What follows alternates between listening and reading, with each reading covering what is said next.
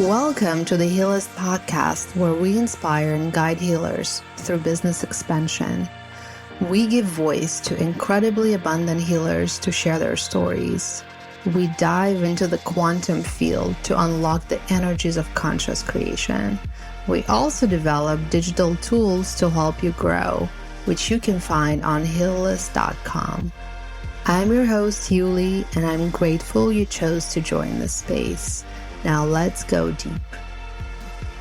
Hello, my dear friends, and welcome to another great episode of the Healist Podcast. Today, we're talking about a great topic of opening your own wellness center. And we have a very special guest. Emily Morrison is the founder and instructor at Valley Spirit Wellness Center in Beacon, New York. Her journey into holistic medicine began at 18 under the guidance of her martial arts teacher, which sparked her interest in healing arts. Emily is skilled in traditional Chinese medicine and acupuncture, tuina, classical Gong Fu medical theory, craniosacral therapy, Thai massage, shiatsu, herbalism, medical qigong, and Chinese nutritional therapy, blending various modalities to create personalized treatment plans for her patients. Her wellness center is in the heart of Hudson Valley, is a thriving community space hosting many classes, workshops, and events, including our very own healer circles.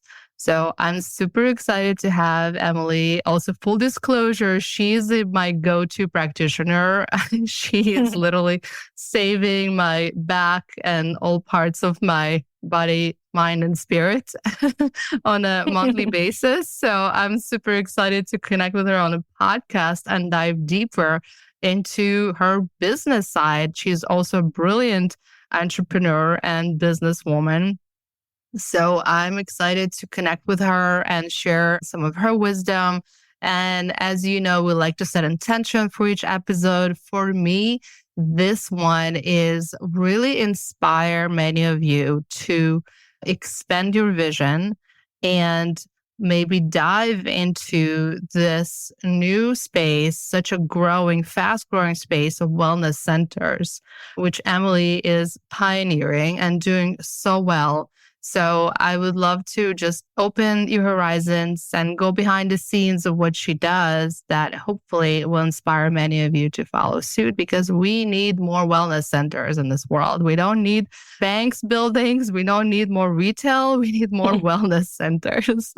So Emily, so good to have you. Please feel free to share your intention as well. Hi, Yuli. Thank you so much for having me. I'm very excited and a little nervous about all of this. And I would say my intention is to really share as openly as possible what my journey has been, the beautiful parts, the difficult parts, the ugly parts, the shiny parts, all of it, so that other people within various practices can, like you said, feel inspired, but also have information as to how they can do it better and different from the get-go, because I tend to work from trial and error. So thank you so much for having me. I really appreciate it. Beautiful. And thank you for willing to share some of those shadows and trial and errors, because I think it's very important to talk about that as well. So I want to dive in and start from your journey as a practitioner first. How did you go? What was your process like? Was it always your dream to eventually have a wellness center, or just something that kind of came up naturally? What was your journey? Yeah, I started quite young. I'm 42 now, and I went to massage school when I was 23. And at that point, I was 23, so I was really just trying to figure out who I was in the world and where I even wanted to live, much less work. And I started out working for other people. My first business, the first place I worked for was in Asheville, North Carolina. It was a spa. And I made more money than I'd ever made in my entire life. I was blown away. And I enjoyed what I did, and I do recall seeing that space, because it was a cool old house and the people were really lovely and there are all these different offerings, and it had a good authentic feel to it. And seeing wow, this is really amazing to have all of this in one place and to support various practitioners and allow for patients and clients to receive so many different forms of care.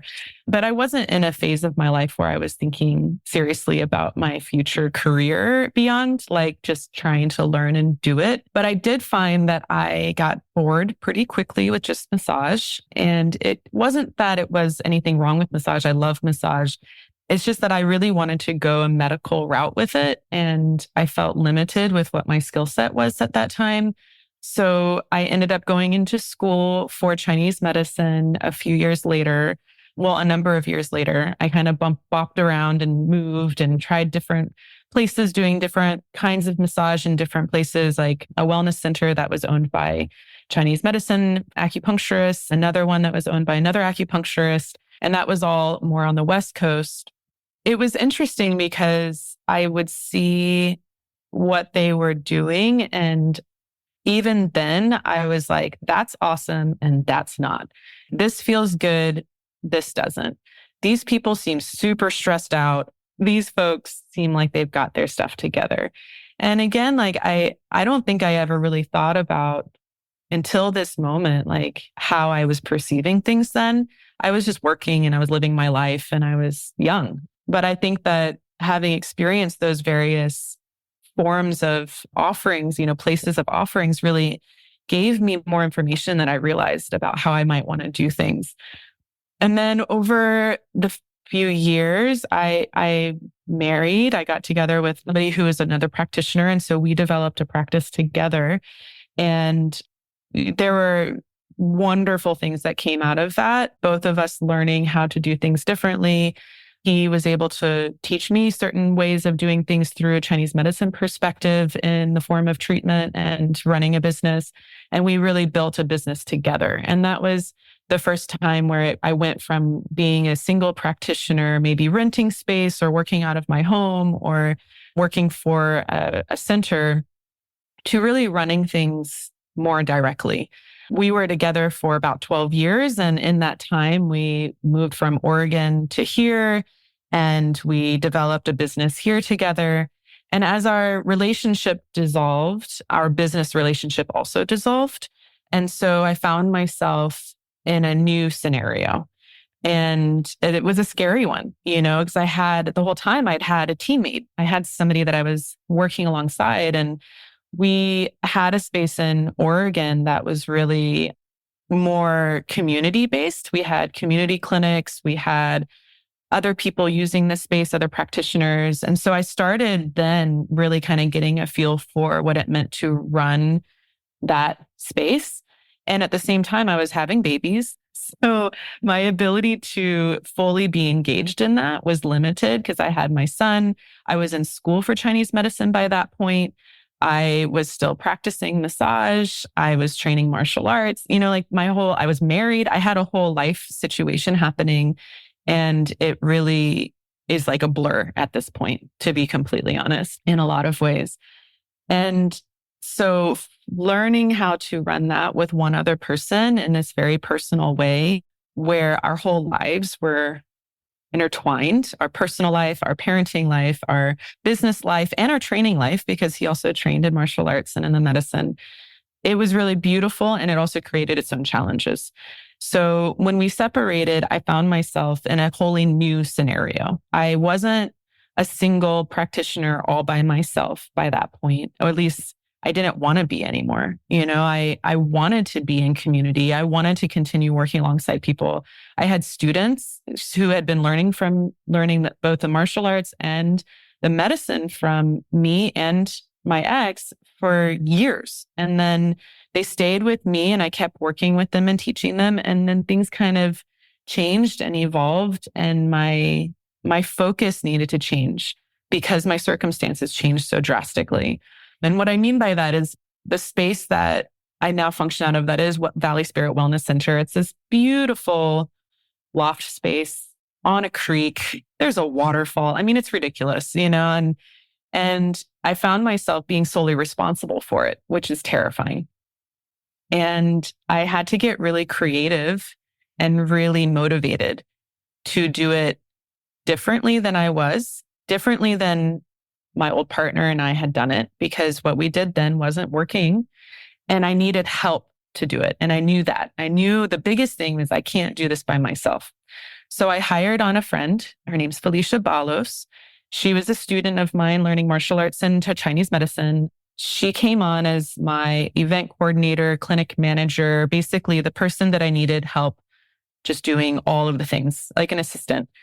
And I knew that I needed to get other people into this space. I didn't know exactly how that was going to look. I just knew that the space needed to be filled. People needed to experience this place. People needed to put their own energy into it. I wanted to be in community with people. I wanted to network. I wanted to support other people doing amazing work.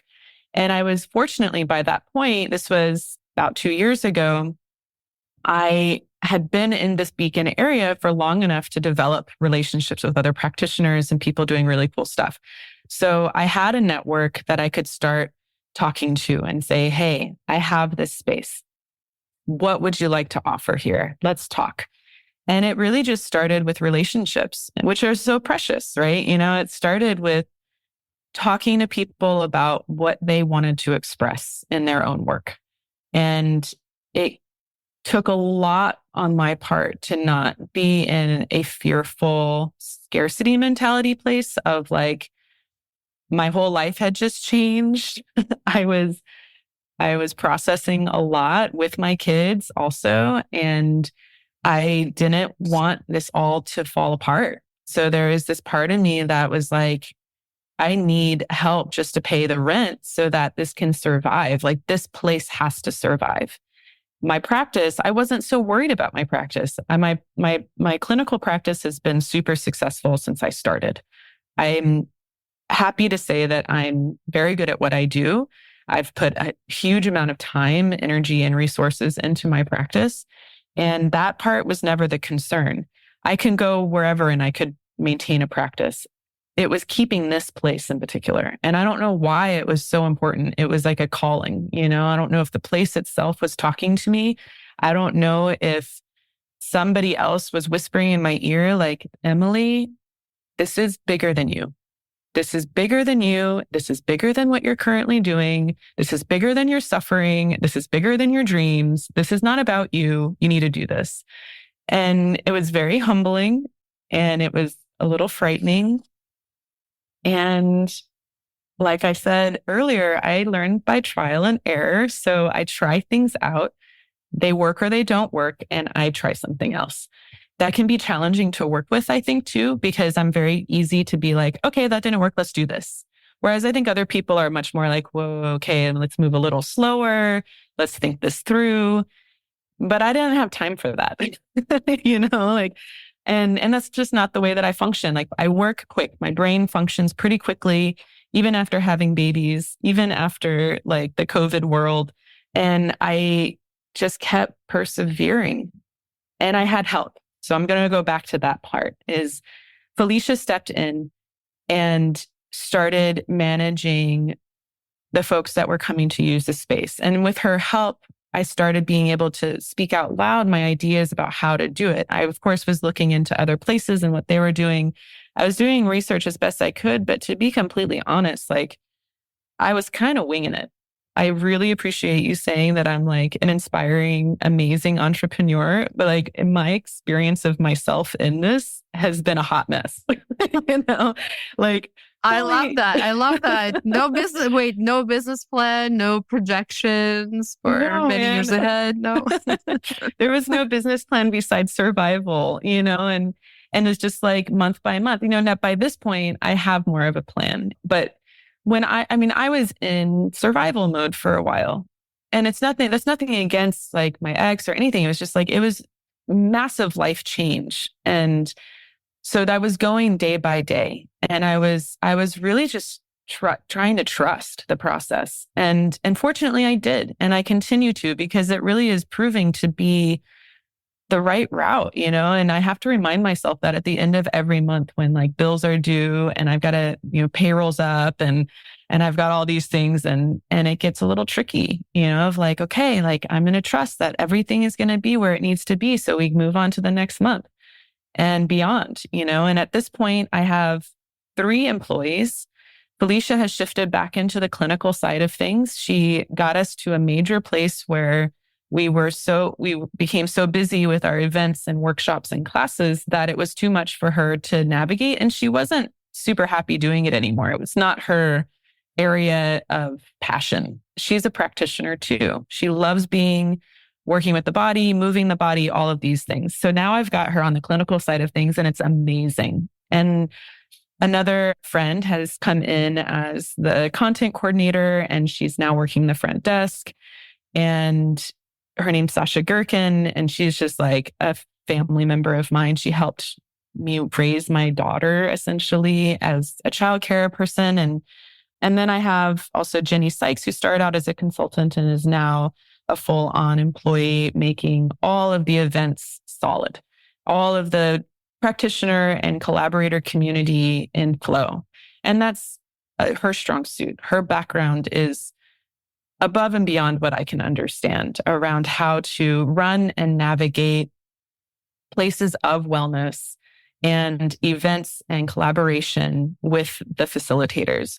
And it's such a gem, So I have these 3 beautiful gems of these women that each have an incredible mindset, enthusiasm, inspiration, and skill set that are directly feeding into what my heart was trying to create, which is essentially to fill this place with people in a place of healing, offering themselves up for vulnerability, offering up their services, their skills for other people to reach into, and to just be here. Like being in this space all by itself is quite phenomenal.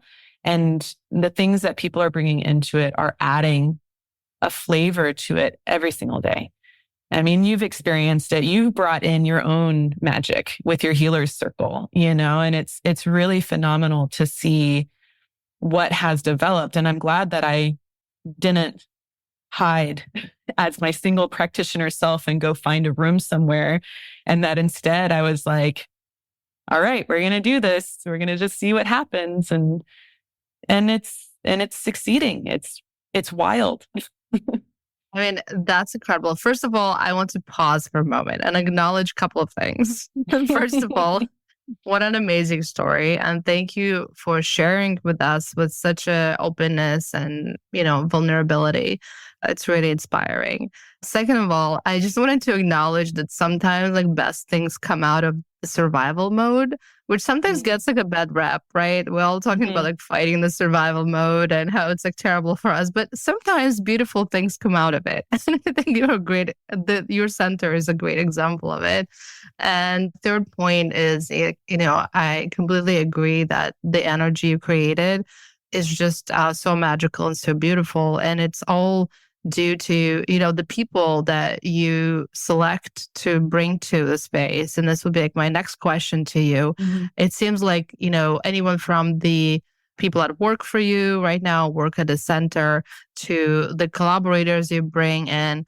What is your approach? First of all, just having this help, it's incredible, because I think that's number one thing that I hear from practitioners who kind of can reach a certain point that they can't do it all, right? It's how do you find help, and how do you find the right people, and people that, are very respectful of the healing arts, but also understand the business side, the customer service, all those other business aspects, right? How do you attract the right people? And it seems like a lot of them you attracted naturally, but I'm sure there's more to that. So I would love to just hear your philosophy on that. Yeah. As far as with my employees specifically, it really came down to us all. So this is specifically with Felicia and Sasha, to us exploring and learning together. Jenny is on a different side of things because her background is very set in what she knows how to do. It's she has brought so much education to us to help us understand and learn what it means to run a really functional, healthy, profitable, sustainable business. And without her help, we would be a little bit lost, And so there's this very real structure that she's brought to it. But with Felicia and Sasha, it was we brought our hearts into it and just trust, neither of them necessarily had the education and like the specific skill set of like, this is what they do. That was something that they learned as we went into it, and their skills have evolved and developed. And it's been really beautiful to watch them go through that. And like, they were both in a situation where they needed work, they needed community. We were kind of all in this place of like needing each other, which was really quite beautiful. Like, I do feel like there was this calling in of this like feminine power and support that occurred in the very beginning, and that I want to continue to foster as we move forward. And they've like now expanded their expertise around things that, we've run into issues where it's like not even so much personality stuff, but more of like recognizing that the position that they were in was not necessarily in alignment with their greater purpose. It's really important to me as an employer and as a person that loves these people and as a human that wants the best for other humans, is that these people especially, but people in general, are doing the work that they're most in alignment with, to where there's joy and security that is created from it, as opposed to strife and difficulty and unhappiness. Like, nobody wants to be dissatisfied with their job. And I surely don't want to be an employer of somebody who's dissatisfied with their job. That's my biggest fear, and it probably stems from wanting to be a people pleaser and needing to be a people pleaser when I was a child, and who knows, probably daddy issues, whatever. There's all kinds of opportunity there to examine it. But also I'm a compassionate human that wants the best for the people that I love and the people that I work with and the people that expand out from that. So there is some like figuring out and readjusting. And as like the stuff came up, we again like clicked and shifted really quickly. And then things totally lined up 10 times like better way. And that just happened recently, even at the beginning of this year, in January. And ever since, like, everything is more fluid, everything is more clear. And we have this huge influx of people coming to us that are wanting to work with us. And they're beautiful facilitators offering amazing things that are unique and exciting and their own flavor, but also familiar. And I can't help but feel that, like, as this business and my method and the people that and my direct people that I'm working with, as we sink into alignment, as we get rid of the cobwebs and reorganize the foundation and really look at the focus and like created the mission and redesigned how we're going to go about it based off of what we had learned, then it's like the doors just opened and the light shone in, and it invited all of this amazing stuff to us and to the community. It's really a testament to, I feel like, us being willing to acknowledge where we weren't happy with how things were going, and being additionally willing to really work to make it different. And because we love each other so much, I mean, we're in a very special situation. Like, a lot of businesses, they don't deeply love their employees and employers. It's like, it's a transactional thing. Like, they're hired for this reason and they do this job. And it's like, how lucky am I that I like their family? They're like so dear to me that I like can't even imagine not having that as the foundation of what we're creating. And I do feel like that's felt. That's part of the draw of like, to build something with love and compassion and like fortitude for that, it encourages that energy back to us. And I'm seeing it over and over and over again right now. And then it's creating the people who are coming in to facilitate. So that's the next level. The working with those folks has been really fluid. There's been a few situations where like there's been hiccups or there's been challenges or there's been personalities that haven't met or matched, and they just dissolved. They kind of just went away, or we repaired it. We fixed the missing link. I'm a strong believer that like, if it's meant to be, it will be. You have to put in the effort and you have to be conscious of what needs to happen and change. But if it's meant to be in flow, it'll be in flow. That's just so beautiful. And I think you really represent this new way of employers, right? Who genuinely and sincerely care about people, work for them, not just to kind of match their expectations, but make sure there's alignment with their higher purpose Mm-hmm. and their own path. And it's just beautiful that, you're aware of that, but they trust you enough to allow you to the opportunity to work together and shift and adjust because I've employed many people in my career, and it always like, you come to a point when you no longer kind of like match the original description and people just kind of like come and leave, right? Mm-hmm. And then you kind of left with this, missed opportunity. I always felt like with those people, like, oh, I wish I had a chance to adjust or do Yeah. something differently and make sure we continue to grow together. And in most cases, like I didn't have that opportunity. So I think having that opportunity and the trust of those people and their path and working with you and shifting and continuing to grow together is just like a testament of the deep relationships that you've built. And hopefully more people become aware of that, because this kind of like the mentality, at least like in the past few years of like people kind of like job hopping and kind of like, oh, Yeah. let me try this, let me try that.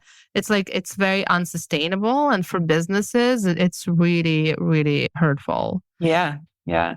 No, that makes a lot of sense. And, even the little bits of like adjustments and shifts that we've needed to make and bringing in somebody new that, we didn't really know Jenny before. And I love her too, like it's just, and she's presented like the opportunity for me to learn in a way that is challenging to me to like be aware of certain things. And it's, it's like, just because I'm the employer and ultimately, yes, like I make the final decisions around things because it's ultimately on my shoulders, which is not necessarily what I've envisioned for myself. Like, I don't need to be the person in front of everybody else. I don't need to be like the leader, I don't need the light shined on me or like my face on everything. Like that actually makes me feel uncomfortable to the point to where I probably need to do that more. Hence, I'm doing a podcast. And I said, yes, finally. Yay. I know, just so everyone knows, Emily's probably like my longest like chased after guest for whatever reason.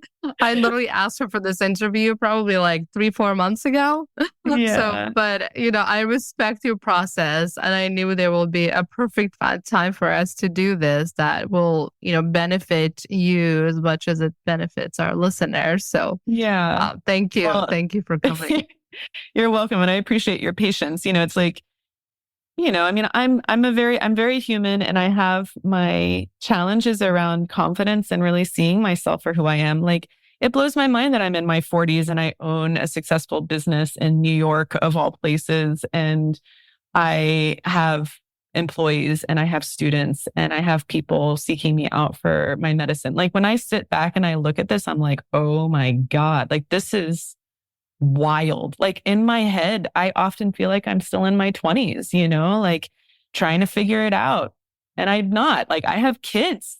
I have an ex-husband, there's a whole different life that I'm dealing with now than some part of my psyche is still in, and that's my work of like really looking at like what parts of myself have been injured and wounded in various ways that put myself in that place of not believing in all of the reality of that is right now, and really trusting in that and putting myself forward and being like, yeah, like I do have things to offer to share with the folks that will listen and with my patients and all of these things. And it's not like I don't think that I do, it's more of being in the limelight with it as opposed to a one-on-one conversation, which this is essentially a one-on-one conversation with the potential of a many different things happening. Yeah, it's just the two of us and X number of people. There's another few hundred or thousand. Yeah. Yes. But I love it. No, I think this is why this conversation is so refreshing because I think many people in your position, and not to judge anyone, but I think a lot of people in your position will really be in a space that this becomes their front, like they start to being like identified as with their business success and all the accomplishments, and it's becoming more of like a marketing game, while with you just so genuine, and it sounds like it happened all naturally, but I know it's not. Well, I mean, I it know it's been a definitely, lot of behind the scenes work. for sure. I mean, I feel like I work 7 days a week, I mean, I have to really be conscious of that when I have my kids, and I try not to get too distracted by all the to-dos, and believe me, like there's times where I've been like, is this worth it? Is this level of work worth it? And again, I like continually feel that presence of being like, this isn't about you, Emily. Like, this is what you are supposed to be doing for other people. And not to be like a martyr or something like that. I'm a person that came here to be in service to others. Like, that is well known to me through my practice, and so now it's this additional, I feel, a test, another challenge in my personal growth to be in service to others in a multitude of other ways. I'm in service to these women that I love that are my employees. I'm in service to the facilitators and collaborators that we're working with to provide them with a safe and supportive space that will allow for their expansive creativity to occur.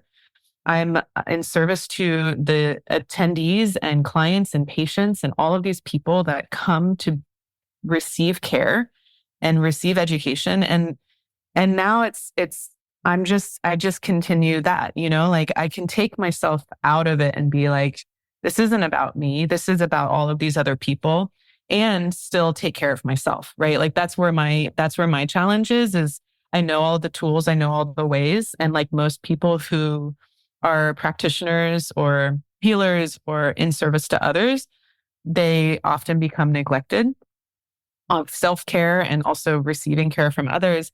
And so I'm in a place now where I'm out of the hot zone. I'm out of the more fight or flight. I have to survive to make this all work.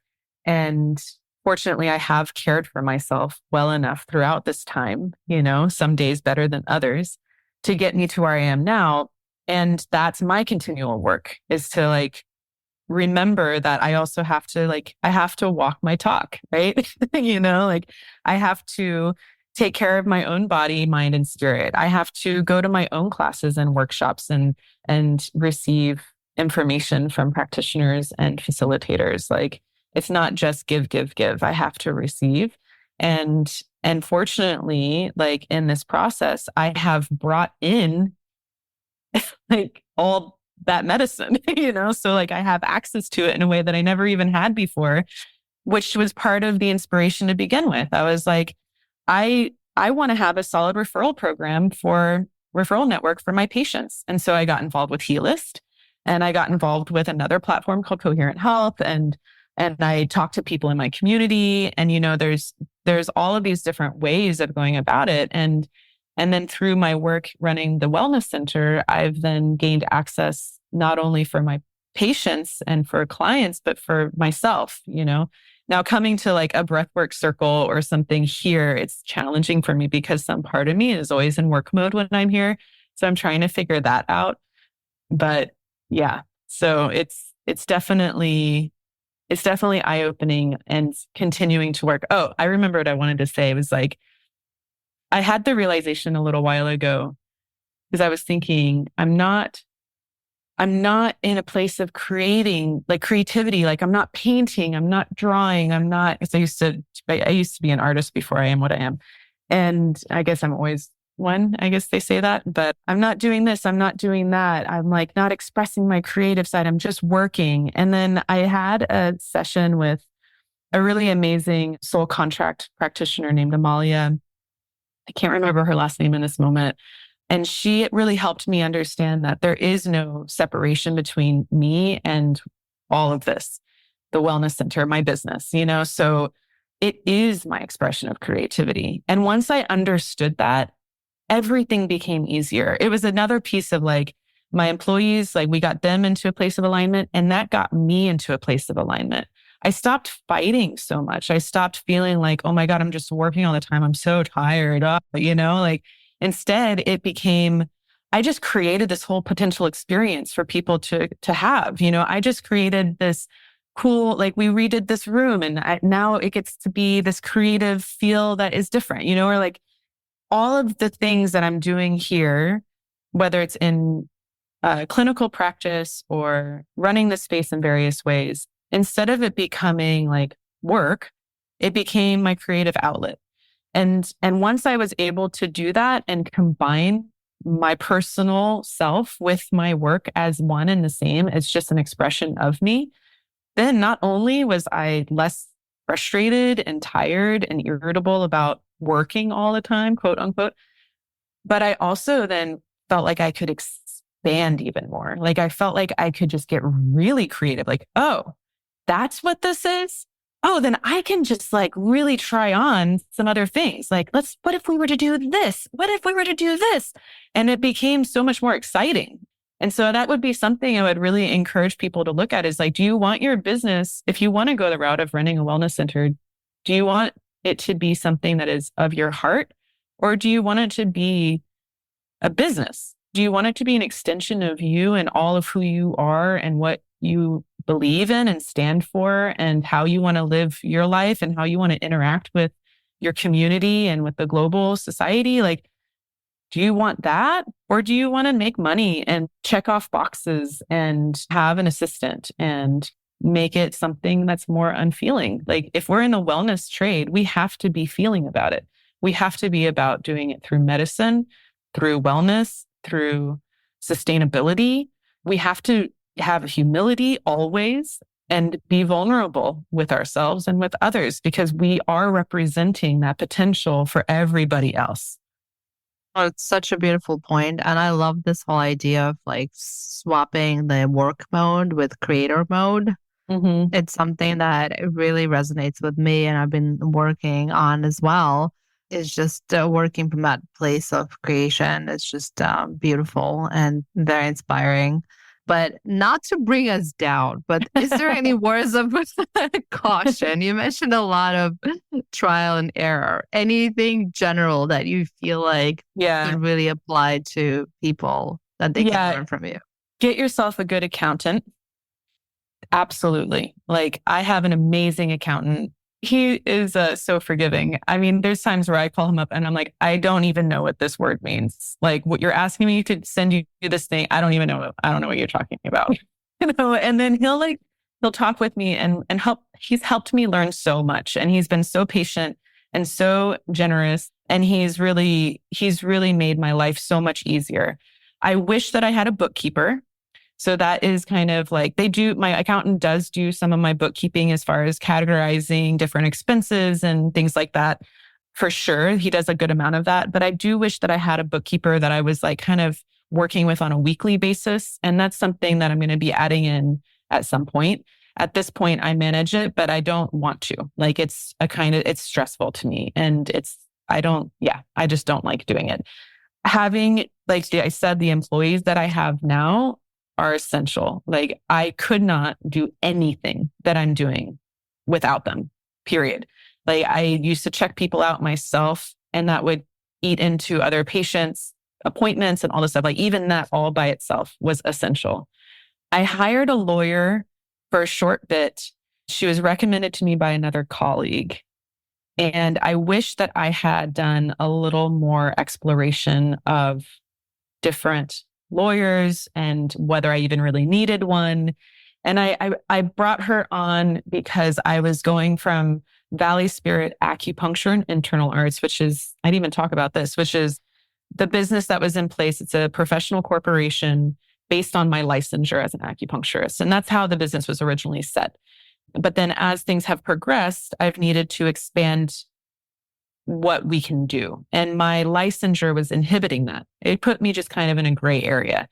And so to rectify that, in talking with the lawyer, it was recommended that I build a corporation. And so then that's Valley Spirit Wellness Center, Inc. However, the process of getting incorporated with the state, I think, and doing it through her, I think was way more complicated and took way more time and way more money than I think it needed to be. But I would say just be really aware of who you're hiring, especially around the legal aspects of things, and get second opinions if you can. So there's complications around that. But again, I consider to be a learning lesson. There's just been some things like that. I don't even know how essential it is to have a lawyer in the way that I was using it to like set up certain agreements and to get incorporated and yada, yada, yada. Probably good to have a lawyer in my pocket in general because things happen. But those are the main things that come to mind. Yeah, no, I agree on the legal side of things. I think with a little bit of research and education, it could really help to make sure we're not just trusting those professionals blindly. We actually know exactly what we need because Yeah. otherwise Yeah. I had a similar experience in many other areas with legal. So, but I think it's one of those areas that's like driven by fear because you're Oh, so totally. afraid to do something that's not complied that you end up overpaying for things that you Totally. don't need. And it was like, because I didn't enter into this with like a whole business plan and like a whole thing that is a really smart thing to do. That would be my next suggestion is have all of your heart and be like, yes, I'm one and the same with this creative process and have a plan, have a very clear plan or wing it like me and see what happens, which seems to be something that's functional. But I feel like I hired her on partly because I wanted to be really professional. I wanted to like have all the people in place to be like, oh, I have a lawyer and she's doing this lawyer thing for me. And I have an accountant and he's doing the accountant thing for me. And look how much of a business person I am because I'm doing that. And I needed that because I didn't see myself as that. And now I'm like, wait, like I actually didn't need aspects of that. And I needed to trust that I could do it or find the right people and not just trust like blindly, like you said. No, that's such a good point. And I think we sometimes have to, I mean, all the time we have to forgive ourselves by Oh, yeah. for going through those expensive lessons. Yeah. Because like you said, at that moment you needed it. And there was different reasons for, you wish it didn't cost as much as it costs, but we're allowed to make those mistakes because they look at the end result of what you've created. And I think that's what's important. Exactly. And I think that's really something for people to walk away from too, is that mistakes are going to happen. And that's how people learn. We hear this all the time from our parents and from our therapists and whatever. And, when I had this little contract work done, there was some human design work around it and astrology and stuff. And through the human design things, I can't remember all the details, but there was a very specific thing that I function from trial and error. Like my mode, like my way of existence is through trial and error. you know? So it's like, and then through astrology, it's like, oh yeah, I have lots of challenges that that come into my life. And that's how I grow is by, I mean, everybody does, but like mine just seem to be like really closely together and kind of intense at times, but it encourages me and enables me to have even deeper faith in myself, even deeper trust in my own abilities, because I'm also the kind of person that I meet something head on and I will achieve it. I will make it happen. I will make the shift. I will find a way.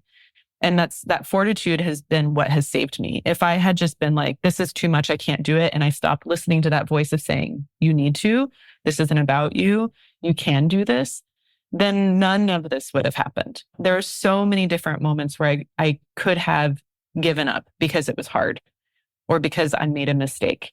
And I had to see it as what it was and move forward. There is no other option. Emily, this is such beautiful words of wisdom and inspiration. Again, I can't thank you enough for being so open with us and sharing all your wisdom and your journey. If you have any last words of wisdom, please feel free to share. And thank you again. Thank you so much, Julie. This has been really wonderful for me to learn more about my own self and my process and to feel even more connected in with the community that I can see and not see, and if anything that I say helps another practitioner or entrepreneur move into a higher place within themselves and in their practice, then that's a win. And, I would just say like, if your heart calls for it and like you don't totally understand it and it feels scary, like it's okay. What is really worth it when it's not a little scary? We live in a very scary world and we live in a place where challenges are prevalent. And most of the people that we know, our challenges are minuscule compared to what's happening in the world on a bigger level.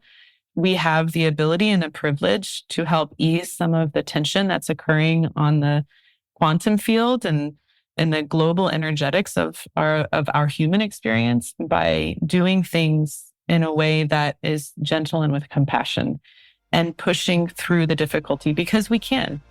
Most of us are very lucky to be where we are. And so we can use that as a way to help something that maybe is a little unseen to us because of the distance that is created by us in a global society, if that makes sense. I couldn't agree more. Thank you again. So beautiful. Thank you.